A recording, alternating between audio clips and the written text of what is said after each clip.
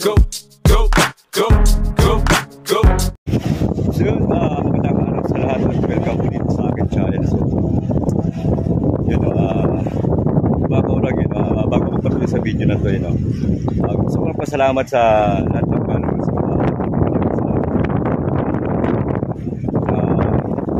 Subscriber na aking YouTube channel. Maraming salamat din at mag-iingat lang tayo palagi. So yun, gusto ko lang batiin ng lahat ng nanay o kaya airmats kung ano man tawagan nyo sa nanay. Happy Mother's Day po. Happy Mother's Day po sa inyo lahat. Mag-iingat po kayo. Hindi po yung araw ito para sa inyo. Yung mga kaurag yun, dito ko ngayon sa Baywalk o Naruas Boulevard. Siguro wala nyo naman. Nakikita nyo siguro ito maraming vlogger na pupunta dito. So yun kasi mga kaurag, galing kasi ako Paranaque. Nagbike lang ako. Pauwi na naman ng Santa Mesa. So syempre, so magpahinga, so naisipan kong dumaan dito para, kasi mga kaurag, simula kasi nung nabago to o binago tong Ross Boulevard na nilagyan ng Toro. So hindi pa na pupunta. So ngayon medyo lagi ko siyang dadaanan kasi papasok ang trabaho para sa medyo matilig pa. So ngayon naman nagka-oras na pamuntahan o silipin natin. Ipakita ko sa inyo kung ano ba yung kaibahan ng dati tsaka yung sa ngayon. So para mga kaurag, samahan nyo ako at papasyal kayo dito. Yan sa mga kaurag, sobrang linaw na rin ng tubig. Yan. Ngayon medyo mahangin nga lang ng konti, kaya medyo malakas-lakas yung alon. Yan. Tingnan natin yung grupo ng isda kung nasaan yun. Marami daw dito kasi maliliit na isda na dito yan sa gilid. Sobrang lawak pa ito mga kaurag, grabe. Para ka na rin nasa ibang lugar. Parang hindi mo isipin na nandito ka lang sa Manila pag napunta mo itong bagong gawa o pagkakaayos itong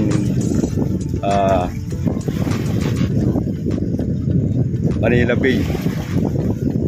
So siyempre hindi pa rin maiiwasan yan, yung mga baso-basura pa rin konti gawa ng siyempre galing sa alon o inaalo ng tubig kapunta sa tabi. Diyan tayo mga kaurag makapunta sa baba kasi nakasapatos tayo. Kagaling ko lang kasi magbike mula Paranaque. So pauwi na ako ng Santa Mesa. So habang nagpapahinga ako, naisipan kung gusto magpahinga. Sabi ko dito ko lang naisipan magpahinga sa seaside o sa Baywalk kung tawagin. Yan. Masarap pa yung hangin, presko kasi nga lang yung yung singaw nung buhangin, mainit din sa balat. Yan.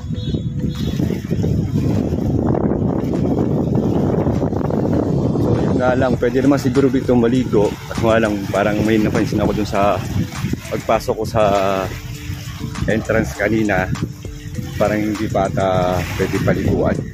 Pero meron mga bata yun, naglalaro lang. Tingnan natin hanggang sa dulo kung meron tayong makikitang o na ano man dito. Yun mga kaurag, ibang lahi, nagpapaputi, joke, nagpapaitim.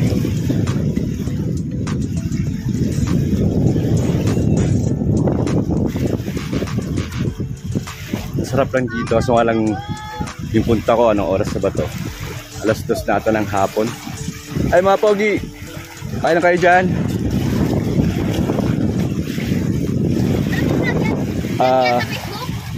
Sa YouTube, Richard TV Kaurag, panoorin nyo na lang.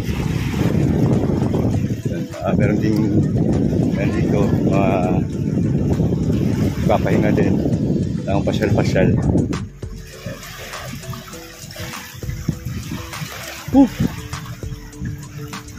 Ano yung mga kaurag, biglang natanggal yung pagod pagbabike. Eto, nagkikita ako sa galakad ako.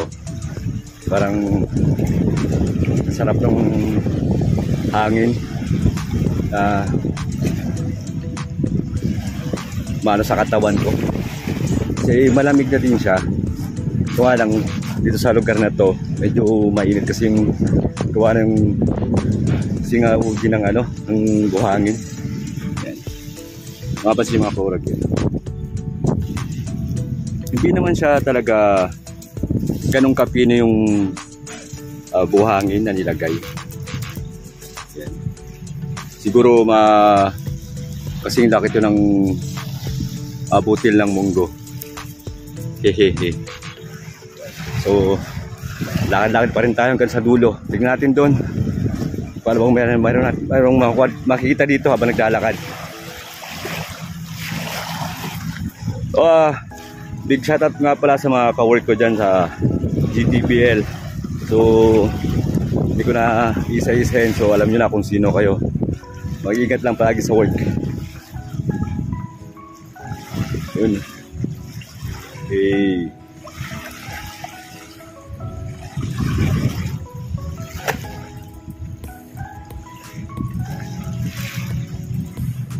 So, pa si mga paglalakaran. Merong part din na lumalabas na rin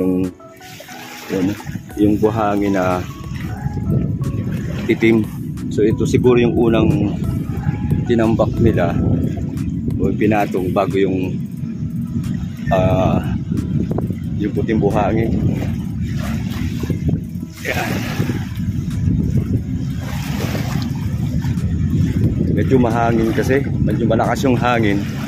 Kaya wala tayong makitang lumalangoy man ang nakakait isang perasong isda.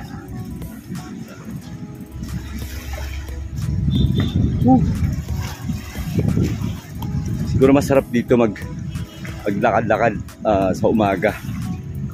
Kasi napadaan lang ako, galing ako magbike. Andito na rin. Pinasok na natin, tinignan natin. Umayos naman. Hindi katulad kasi dati mga kurag, kwento ko lang sa inyo. Yung hindi pa to naayos yung lugar na to. Sobrang dumi talaga. Kasi dati nakarating pa ako dito mag-fishing nun. Yung mga kasama ko doon na taga-gatchel din. Shoutout pa ito sa mga kasama ko dyan sa mag-fishing dati.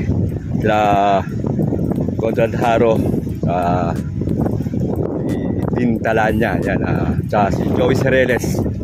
Kasi sa mga nakasama ko dito dati, yung lipat nun, nakaayos So, sobrang kadi ka namin mag-fishing dati nun. Hanggang dito nakakarating kami.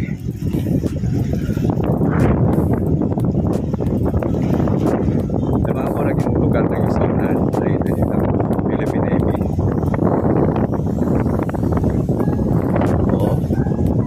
Lakas ang hangin.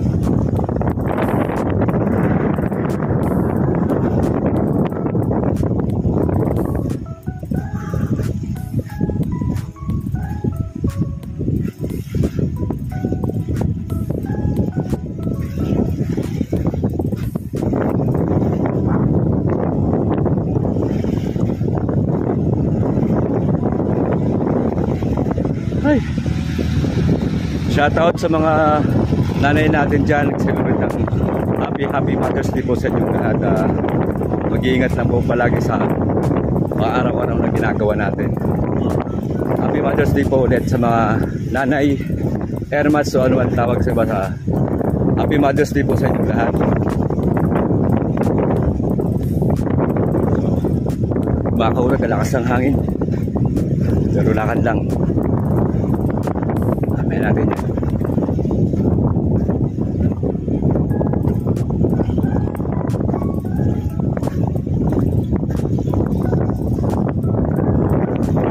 Mahaba din pala mga kaurag. So, sa tansya ko lang siguro nasa magsimula dito sa dulo na to na punta natin. Tsaka hanggang dun sa pinakang dulo yun. Siguro may 100 meters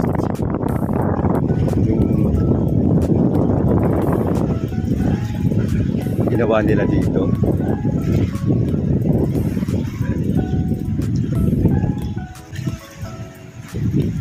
Ayos naman.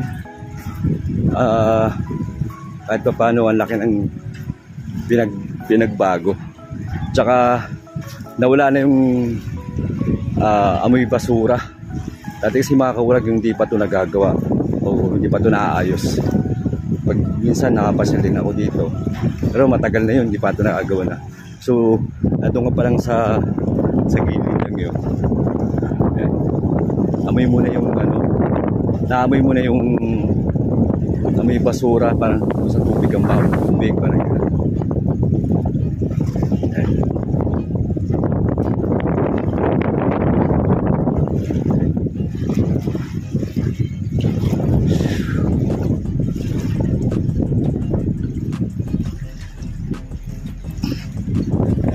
So mga kaurag, babalik ka tayo sa kabilang dulo naman. Grabe init yan. Ganito pa yung formahan natin kasi nag-bike na tayo.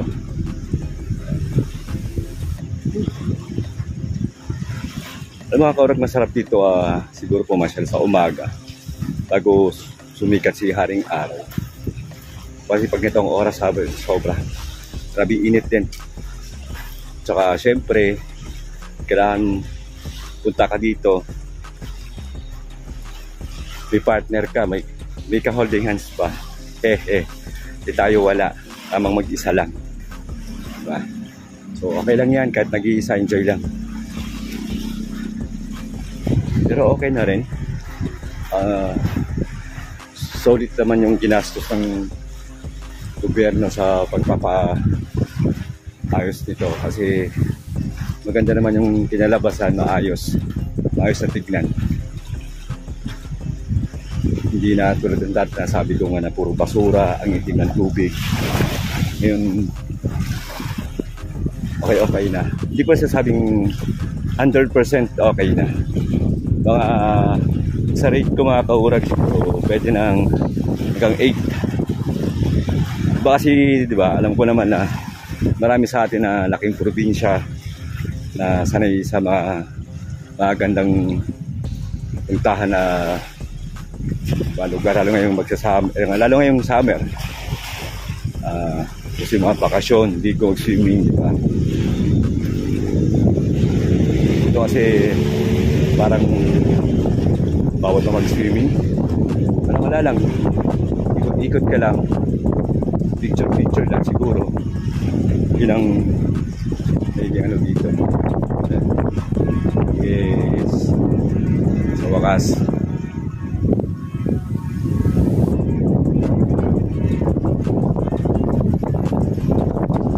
napunod ko na rin.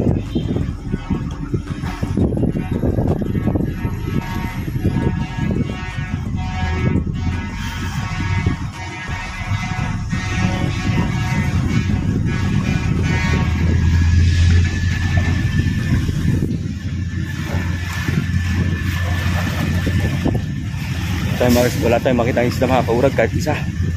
So malakas kasi ng hangin, kaya malakas yung alon. Siguro meron man, hindi lang natin hindi ko na makita.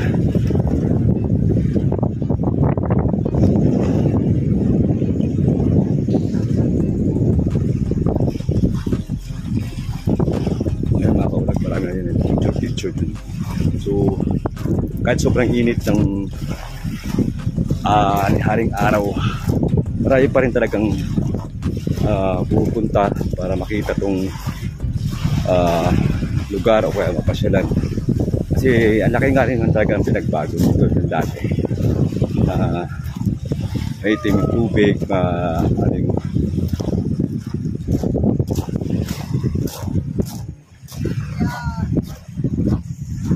mga gwapings. Tamang picture din. Hey!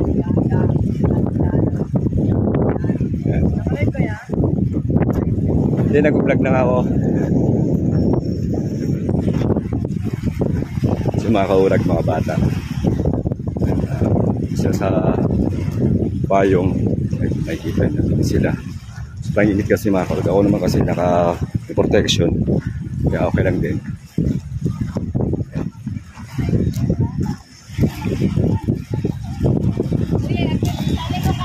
Hi! Taga saan kayo, ma'am? Taga Davao po. Ayan. So, yung mga kaurag ko. Galing pa kayong Davao, ma'am? Galing pa kayong Davao? O ano lang, pumasyal lang? Okay. Ano po? Richard TV Kaurag po. Richard TV Kaurag. Sige, salamat po. Thank you. Hi! So yung mga kaurag ninyo, nasa pili pa rin nilang pumasyal dito. So yung mga kaurag yan. So maglahi naman siya. Mas gusto niyang fighting.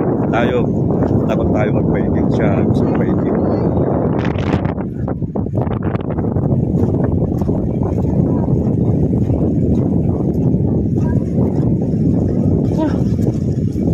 Nakakapagod din lakad mga kaurag. Konti na lang, matapos na tayo. Pakita ko sa inyo sa kabilang dulo naman.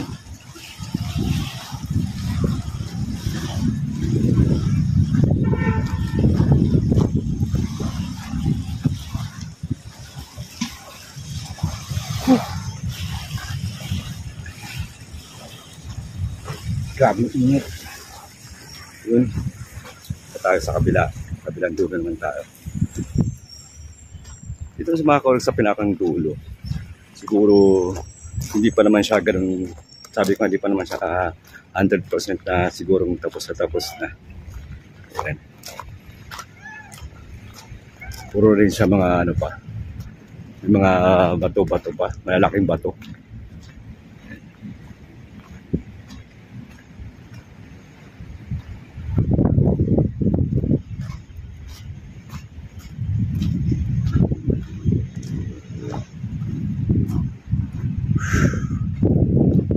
Grabe init. Nakapagod din maglakad.